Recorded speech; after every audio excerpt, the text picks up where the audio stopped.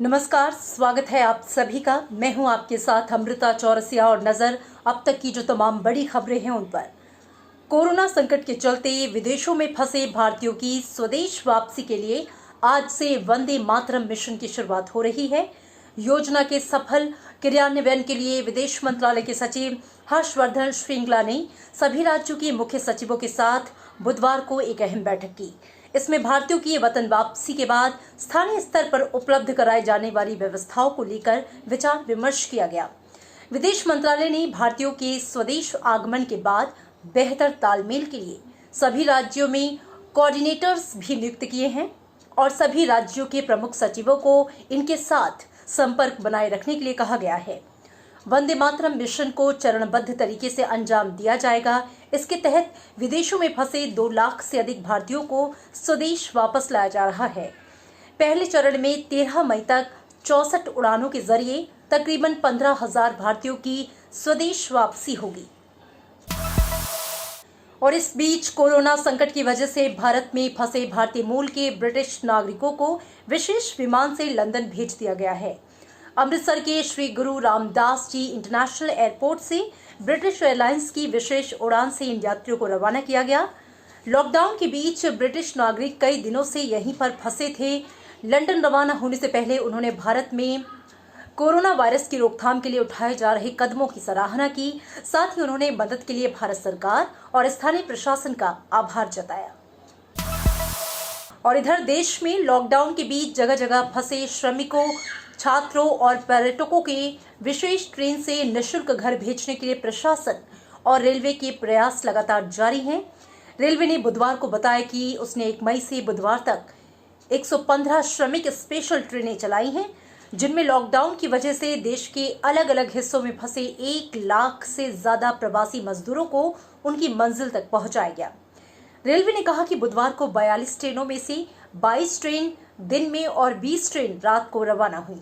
सामाजिक दूरी के नियम का पालन हो, इसके लिए एक डिब्बे में 54 यात्रियों को ही बैठाया जा रहा है। कोरोना संकट के बीच सरकार ने सार्वजनिक परिवहन को जल्द शुरू करने के संकेत दिए हैं। बस and car operator of India के सदस्यों को वीडियो कॉन्फ्रेंसिंग के जरिए संबोधित करते हुए केंद्रीय सड़क परिवहन और राजमार्ग मंत्री नितिन गडकरी ने कहा कि कुछ गाइडलाइन के साथ सार्वजनिक परिवहन को जल्द खोला जा सकता है और सरकार सोशल डिस्टेंसिंग का पालन करते हुए सार्वजनिक परिवहनों के संचालन के लिए दिशा निर्देश तैयार कर रही है। उन्होंने बसों और कारों के संचालन के दौरान सैनिटाइजिंग, फेस मास्क और हैंड वॉश जैसी सुरक्षा उपायों को अपनाने पर भी जोर दिया। नितिन गडकरी ने कहा कि उनका मंत्रालय सार्वजनिक परिवहन के लंदन मॉडल को अपनाना चाहता है, जहां पे सरकारी धन कम से कम है और निजी निवेश को बढ़ावा दिया जाता है। नितिन गडकरी ने कहा कि वो कोरोना महामारी की वजह से भारतीय बाजार की तंग वित्तीय स्थिति से अवगत है। वो लगातार प्रधानमंत्री और वित्त मंत्री के संपर्क में हैं और जल्द ही इसका हल निकाल लिया जाएगा। उन्होंने कहा कि इससे निपटने के लिए सभी स्टेक होल्डर्स को मिलकर काम करना होगा। सरकार का कहना है कि कोरोना संक्रमण की जानकारी और उससे बचाव के लिए प्रयोग में लाए जा रहे आरोग्य सेतु ऐप से डेटा और सुरक्षा मानकों का कोई उल्लंघन नहीं हो रहा। एक एथिकल हैकर की ओर से आरोग्य सेतु ऐप के डेटा की गोपनीयता दांव पर होने के दावे के बाद केंद्र सरकार की ओर से सफाई दी गई। केंद्र सरकार की ओर से जारी बयान में कहा गया है कि किसी भी उपयोगकर्ता की कोई भी व्यक्तिगत जानकारी इस ऐप के कारण खतरे में साबित नहीं हुई। केंद्रीय मंत्री रविशंकर प्रसाद ने कहा कि ये ऐप निजता संरक्षण के मामले में बेहद मजबूत है।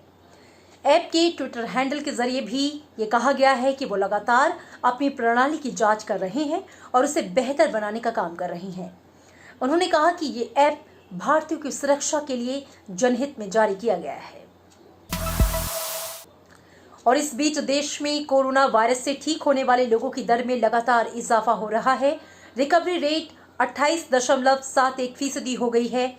आंकड़ों की बात करें तो कोविड-19 मरीजों की संख्या बढ़कर 50,000 के करीब हो गई। इनमें से 33,000 से ज्यादा केस एक्टिव हैं। एक दिन के अंदर कोरोना के करीब 3,000 नए केस सामने आए हैं और अब तक देश में कुल 14,182 कोविड-19 मरीज ठीक हो चुके हैं। वहीं 1,694 लोगों की मौत कोरोना की वजह से हुई है। देश में कोरोना से सबसे ज्यादा पीड़ित राज्यों की अगर हम बात करें तो महाराष्ट्र में 15,500 से ज्यादा कोरोना संक्रमण के मामले सामने आए हैं। वहीं 2,800 से ज्यादा लोग ठीक भी हुए, जबकि 617 लोगों की इससे मौत हुई। गुजरात में अब तक 6,200 से ज्यादा लोग कोरोना से संक्रमित हुए हैं तो 1,350 से ज्यादा लोग ठीक हुए। वहीं 368 से ज्यादा लोगों की इससे मौत हुई है। दिल्ली में अब तक 5,100 लोग कोरोना से संक्रमित हुए हैं, वहीं 64 लोगों की मौत हुई तो 1,450 से ज्यादा लोग स्वस्थ भी हुए। तमिलनाडु में 4,000 से ज्यादा लोग संक्रमित हुए हैं, 1,450 से ज्यादा लोग संक्रमण से मुक्त हुए हैं, जबकि 33 लोगों की मौत हुई है। राजस्थान की बात करें तो 3,100 से ज्यादा कोरोना के संक्रमण के मामले यहां सामने आए। 89 लोगों की यहां पे मौत हुई है, वहीं 1,500 से ज्यादा लोग ठीक भी हुए।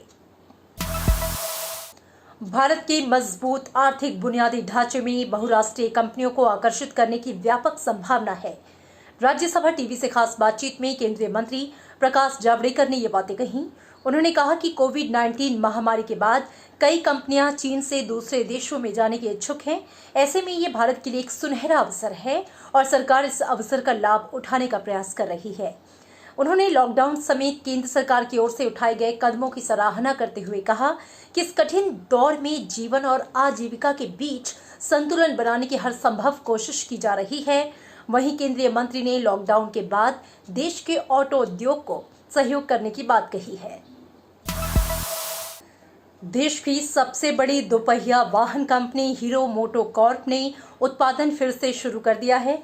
हीरो मोटोकॉर्प ने अपने 3 प्लांट हरियाणा में गुरुग्राम और धारूहेड़ा के साथ ही उत्तराखंड में हरिद्वार में कामकाज शुरू कर दिया है। इसके अलावा राजस्थान के नीमराणा में ग्लोबल पार्ट सेंटर में भी काम शुरू हो गया।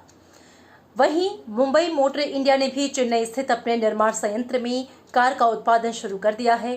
कंपनी का कहना है कि संयंत्र के अंदर स्थित सभी सुविधाओं को अच्छे से सैनिटाइज किया गया है ताकि कर्मचारियों के स्वास्थ्य की सुरक्षा सुनिश्चित हो सके। इसके अलावा मारुति ने भी अपना कामकाज शुरू कर दिया है। साथ ही सरकार की ओर से तय गाइडलाइंस का पूरा पालन किया जा रहा है। उपराष्ट्रपति एम वेंकैया नायडू ने आतंकवाद को मानवता का सबसे बड़ा दुश्मन बताते हुए विश्व समुदाय से इसके खिलाफ एकजुट होने का आह्वान किया है। उपराष्ट्रपति ने कहा कि आज जब मानवता कोविड-19 आपदा का सामना कर रही है, ऐसे में झूठी खबरों और वीडियो के जरिए आतंकवाद को बढ़ाने का प्रयास किया जाना दुर्भाग्यपूर्ण है।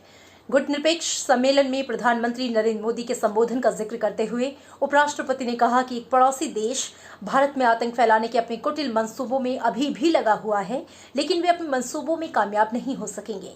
उपराष्ट्रपति ने सभी देशों से आतंकवाद को परास्त कर उनका समूल नाश करने पर जोर दिया। साथ ही आतंकवाद के समर्थक देशों की पहचान कर उन्हें अलग थलग करने की जरूरत बताई है। उपराष्ट्रपति एम वेंकैया नायडू ने बुद्ध पूर्णिमा के मौके पर देशवासियों को बधाई दी। अपने संदेश में उन्होंने कहा कि भगवान बुद्ध का सत्य, शांति और करुणा का संदेश सदैव मानवता का मार्गदर्शन करता रहेगा।